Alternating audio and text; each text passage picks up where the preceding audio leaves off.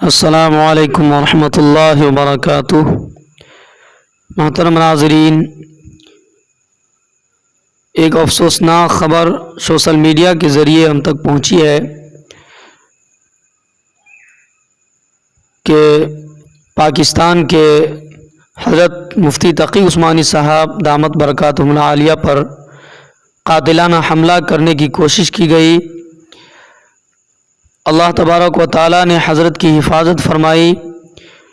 Social media کے ذریعے جو واقعہ بتایا گیا ہے وہ اس طرح ہے کہ حضرت سے ایک شخص نے تنہائی میں ملاقات کی اجازت چاہی۔ چونکہ اللہ والے دل کے صاف ہوتے ہیں تو انہوں نے اجازت دے دی کہ ہو سکتا ہے کوئی تنہائی کی بات ہوگی، لیکن اللہ کا شکر منائیں کہ حضرت کے باڈی گارڈ نے اس شخص کے پاس چاقو دیکھ لیا اور اسے پکڑ کر پولیس والوں کے حوالے کر دیا اور حضرت کے جان کی حفاظت ہو گئی۔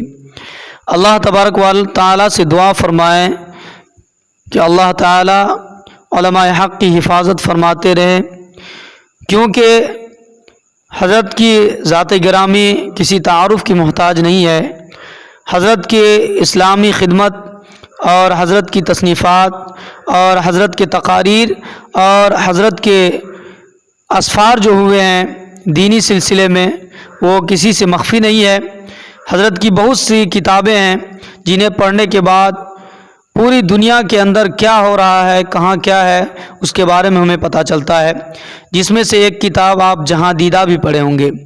جہاں دیدہ ایک ایسی کتاب ہے جس کے اندر کئی ملکوں کے سفر کو بیان کیا گیا ہے۔ انشاءاللہ العزیز آپ اس کتاب کا مطالعہ کریں۔